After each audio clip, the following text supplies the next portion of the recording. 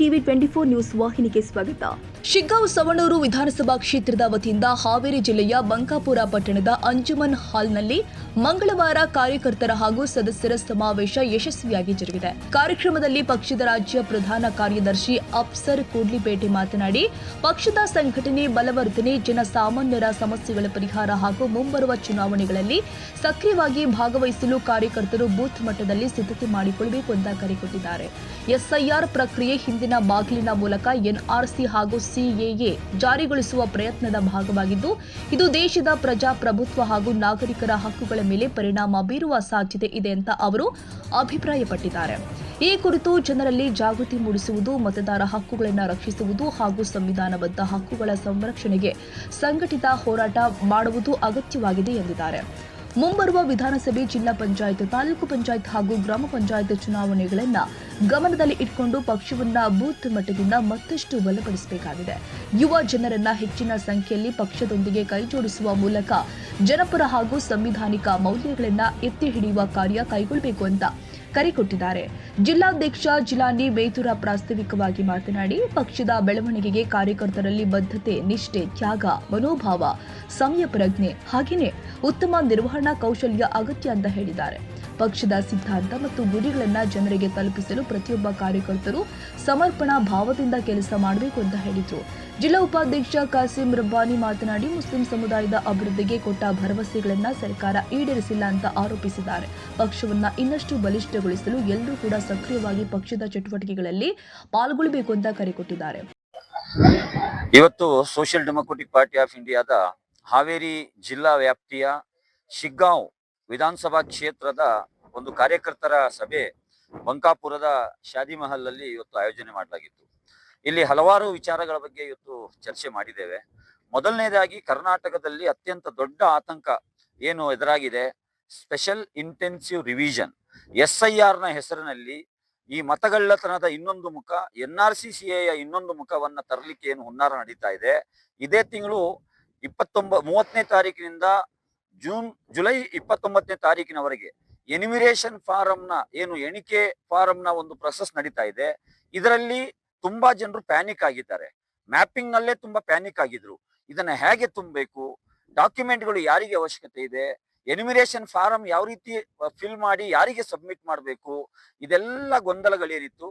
ಆ ಗೊಂದಲಗಳನ್ನ ಜನರಿಗೆ ನಿವಾರಿಸುವ ದೃಷ್ಟಿಯಿಂದ ನಮ್ಮ ಎಲ್ಲಾ ಕಾರ್ಯಕರ್ತರಿಗೂ ಕೂಡ ನಾವು ಇವತ್ತೊಂದು ತರಬೇತಿ ಕಾರ್ಯಾಗಾರವನ್ನು ಕೊಟ್ಟಿದ್ದೇವೆ.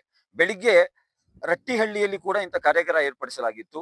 ಇವಾಗ ಮಧ್ಯಾಹ್ನದ ಸೆಷನ್ ಅಲ್ಲಿ ಶಿಗ್ಗಾಂವಿ ವಿಧಾನಸಭಾ ಕ್ಷೇತ್ರದ ಕಾರ್ಯಕರ್ತರಿಗೆ ಈ ಕಾರ್ಯಾಗಾರವನ್ನು ಏರ್ಪಡಿಸಿದ್ದೇವೆ.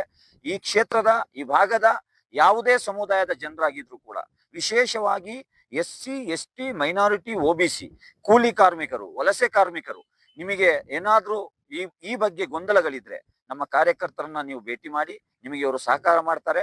ಆಲ್ರೆಡಿ ನಾವು ಬೂತ್ ಲೆವೆಲ್ ಅಸಿಸ್ಟೆನ್ಸ್ ಗಳನ್ನ ಅಪಾಯಿಂಟ್ ಮಾಡಿದ್ದೇವೆ, ನಿಮಗೆ ಸಹಕಾರ ಮಾಡ್ಲಿಕ್ಕಾಗಿ, BLOಗಳೊಂದಿಗೆ ಕೋಆರ್ಡಿನೇಟ್ ಮಾಡ್ಲಿಕ್ಕಾಗಿ.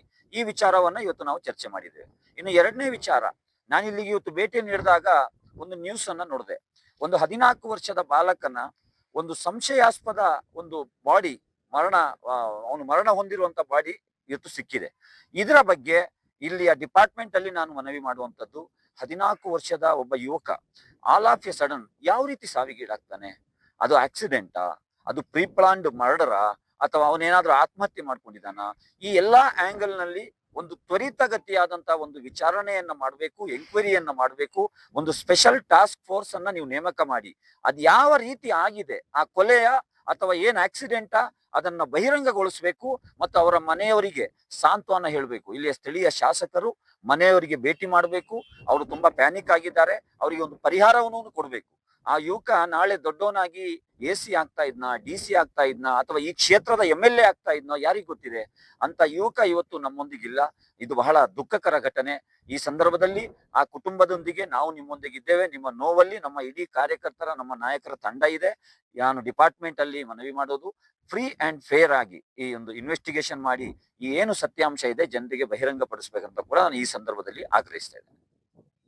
ಕಾರ್ಯಕ್ರಮದಲ್ಲಿ ಜಿಲ್ಲಾ ಪ್ರಧಾನ ಕಾರ್ಯದರ್ಶಿ ಯಾಸಿರ್ ಇರ್ಷಾದ್ ಶಿಗ್ಗಾಂವ್, ಸವಣೂರು ಕ್ಷೇತ್ರಾಧ್ಯಕ್ಷ ನಾಸಿರ್ ಮಖಾಂದರ್, ಉಪಾಧ್ಯಕ್ಷ ಇರ್ಷಾದ್ ದಮಾಸನಕಟ್ಟಿ, ಕ್ಷೇತ್ರದ ಸಮಿತಿ ಸದಸ್ಯರು, ಮುಖಂಡರು ಹಾಗೂ ಕಾರ್ಯಕರ್ತರು ಉಪಸ್ಥಿತರಿದ್ದರು.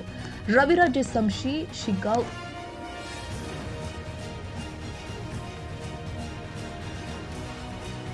ಕನ್ನಡಿಗರ ಮೆಚ್ಚಿನ ನಿಮ್ಮ ಟಿವಿ 24 ಕನ್ನಡ ನ್ಯೂಸ್ ವಾಹಿನಿ ಇದೀಗ ಟಿವಿಯಲ್ಲಿ ಲಭ್ಯ. ಕರ್ನಾಟಕ ಮತ್ತು ದೇಶ ವಿದೇಶದ 360 ಡಿಗ್ರಿ ಸುದ್ದಿ ಹಾಗೂ ಉತ್ತರ ಕರ್ನಾಟಕ, ಬೆಳಗಾವಿ, ಬಾಗಲಕೋಟೆ, ಧಾರವಾಡ, ಹಾವೇರಿ, ಗದಗ, ಬಿಜಾಪುರ ಜಿಲ್ಲೆಯ ಕ್ಷಣ ಕ್ಷಣದ ವಿವರವನ್ನ ಪಡೆಯುವುದಕ್ಕೆ ಟಿವಿ 24 ಕನ್ನಡ ನ್ಯೂಸ್ ವಾಹಿನಿಯನ್ನ ಲೈಕ್ ಮಾಡಿ, ವಿಡಿಯೋಗಳನ್ನ ಶೇರ್ ಮಾಡಿ, ಕಮೆಂಟ್ ಮಾಡುವ ಮೂಲಕ ನಮ್ಮ ವಾಹಿನಿಗೆ ಸಹಕಾರ ನೀಡಿ ಮತ್ತು ಚಾನೆಲ್ ಅನ್ನ ಸಬ್ಸ್ಕ್ರೈಬ್ ಮಾಡಿ. Thank you.